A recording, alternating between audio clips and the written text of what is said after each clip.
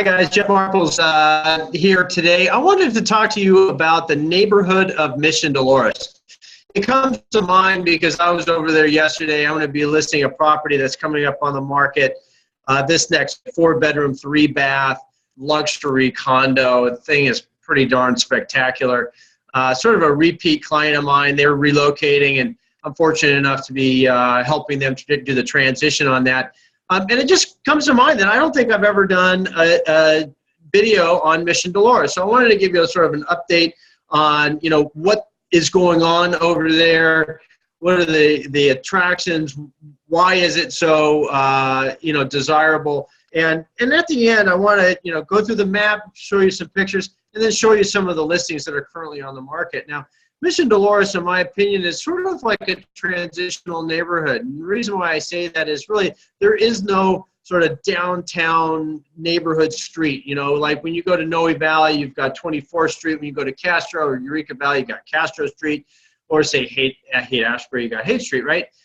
So it doesn't really have that central lane that some of these other areas do have. But what it does have is it has access to just about everything around it, which is nice. You go one way, and you're going to be right over there in Castro. You go the other way, you're going to be in Intermission. So it's one of these areas that you're in between neighborhoods, and since the neighborhood is so small, you can go from one side to the other in just a couple minutes. So it's one of these things that it's a nice little pocket. There's a ton of conveniences. There's a lot of transportation. There's not a whole lot of real estate that gets transacted over there just because it's kind of a smaller sub-district. So when you're looking at it, let's look at the Google map together. You can see you have the very end of Market Street where it meets Castro and then sort of wraps around Twin Peaks, right? But when you have the border of Market Street and all of the conveniences that are on Market Street, and then how it bleeds into Castro Street right there. And in the Google map, you can see the commercial corridors have this lighter tan color.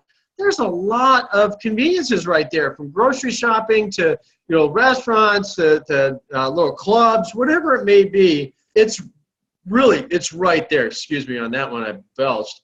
But if you go the other way also, you're going to be hitting Intermission. Mission has the best streets are going to be Valencia Street and Mission Street. My personal favorite is going to be Valencia Street. I hook up with the lads and we go out there and go out and have some a nice dinner and maybe go out and have a couple brews. But there's a lot of entertainment. I like Valencia Street, especially at night.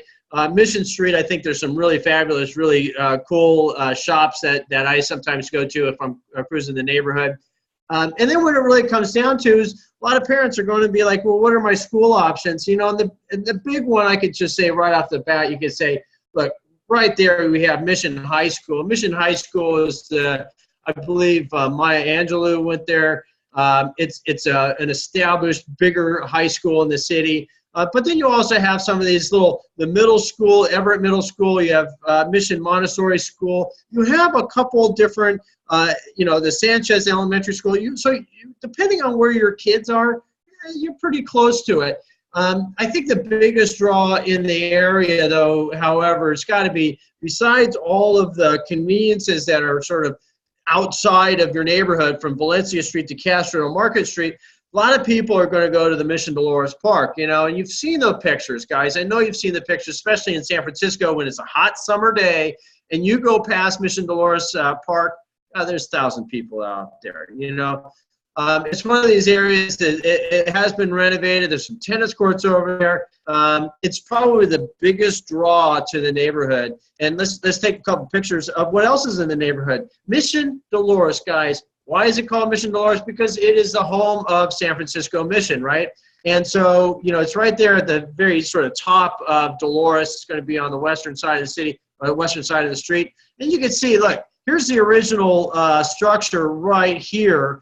You can see in some of the old pictures, like down here on the bottom left, what it looked like way back in the day when San Francisco was just getting going. You have an area where it's like kind of before all the houses, where it was sort of sprawling. You had this Mission, which is just absolutely just fantastic. And I think really it is really the one big draw of the neighborhood. It's what's known for the neighborhood, and that's really what it is. And then when you come back down to it, look at this street picture right here. You can see this is Mission Dolores Park, and you've got thousands of people there. I tell you, when I drive past there on a really hot summer day, I think, you know, half the city's there and they're all naked. But, you know, great neighborhood. You know, that's really where the community comes together. You know, it's really going to be there. You got the tennis courts over there. And then as far as the conveniences, I say, you know, you can just go anywhere and you got plenty of conveniences.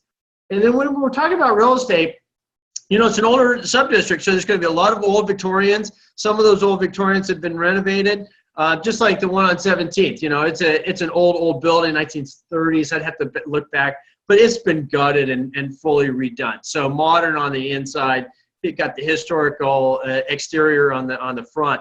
But that's sort of the neighborhood. You're going to have older buildings. Sometimes you have something new, but typically you're going to find older within the neighborhood. And let's just start off here. I've got a condo that I want to show you. It's a 1-bedroom. So when you're looking at your prices are a little bit more affordable compared to some of the other areas. You know, it's not necessarily Noe Valley.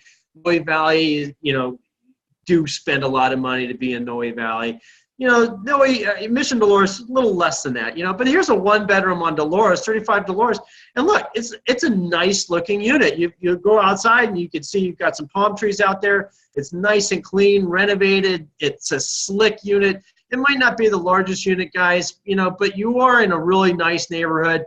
And, you know, on Dolores Street, in my opinion, it's a busier street, but it's really well done because the median divider within that street, you know, the street goes north to south, but, you know, it really is plush. You know, it's just, you know, mature trees. It feels like a really nice established neighborhood. But look at this. You know, you have floating countertops. You've got really nice, clean, modern unit here. And that's really what you're going to be able to afford. You know, when you're looking at it, $800,000, you're going to get into the neighborhood.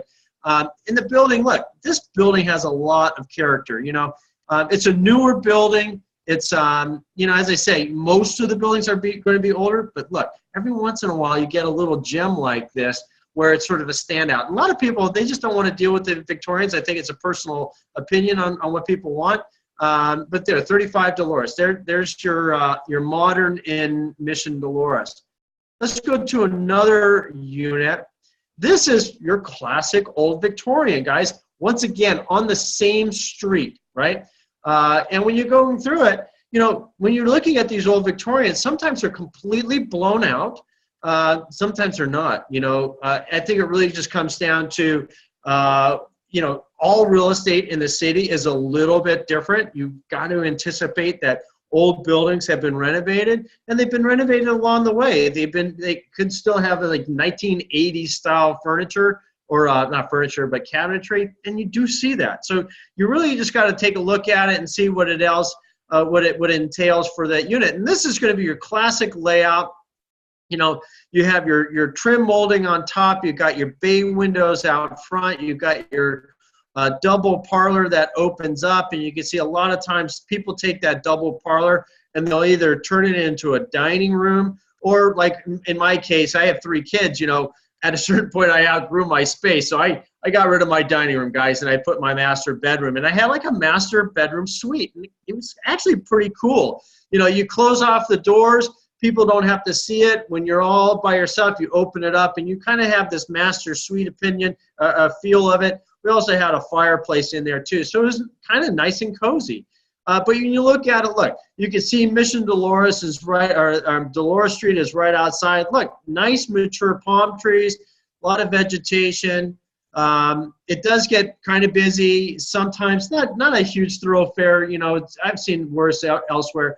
On Sunday, a lot of people at the church, they double park. Look at the kitchen.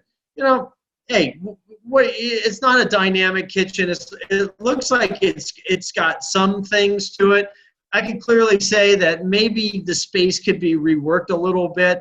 But God, I love the refrigerator and the oven. My brother has something like that, and it's hand painted Ferrari red. Just killer looking stuff sometimes when you find some of these older buildings. And once again, my internet has slowed me down, and it's killing me again. There you go. So look, it has a certain feel to it, not necessarily the best use of space maybe. It's just from a picture. But look, it's got the original wainscoting. You've got your classic details. And a lot of people, God, I've seen people just have so many negative opinions when they see an old Victorian and somebody comes in and guts it, and then it's all modern on the inside. There's some people in the city of San Francisco that just can't stand that. They want to keep the original heritage. And that's the thing about the real estate in the cities. You never know what you're going to get until you start looking at pictures. You get something like this where it's classic. You've got somebody that wants to keep the original character of it. Clearly, somewhere along the lines, they've upgraded certain things of it, but they kept the heritage of the property, and that's really, I respect that. That's what I did with my my place on Ashbury. I brought it back to the original, and I thought, when I sold it, it looked outstanding. I mean, really, really classic. Of course, I redid the kitchens and stuff because it was just such a, original kitchen was terrible. And then we get to another property on Dolores Street. Now, this is the opposite. This is the extreme, right? Here's a unit. It's an old building that has been sort of converted. You have different units that are within the building. But look, $6,150,000. It's a huge unit, completely renovated. I think this was a four-unit building, if I recall. Fully renovated, guys, and it just looks great. If my pictures would load, look at the detail on it. So you see buildings like this, not necessarily in Mission Dolores. I see them a lot, like the loft style buildings down in South Beach, in Soma, to where you have original brick and timber building and they renovate it. This is actually kind of the same thing, but over on Dolores Street. So, it gives people options. I think the neighborhood of Mission Dolores is just fabulous, and I really wanted to share it with you. I'm sorry that the pictures here are just crapping out on me. I've been having the issue all day, but let's get to the end. Look, we'll end it here. But look at this space. It's insane. I don't know if it's worth $6 million. To somebody, it clearly is. The thing is about it is you're paying the money to be in a building like this and you're spending the big bucks. The quality and the character of the unit, I think, speaks for itself. It comes to a budgetary issue. $6 million, you can be in Pacific Heights at the same time. So it's a matter of really, what are you going to be spending it on? When it comes down to that kind of money, I can tell you at $6 million, I could buy a single-family home in Noe Valley pretty easy, and it's a really nice space. Not to take away anything from it, but it just goes to show you that Mission Dolores, you never know what you're going to find, and that's just like most of the neighborhoods in the city, especially east of Twin Peaks. You got the historic San Francisco, you got a lot of things that are going on within the city. I know that there's going to be neighborhoods that are going to be appealing to you, and some units, some locations not.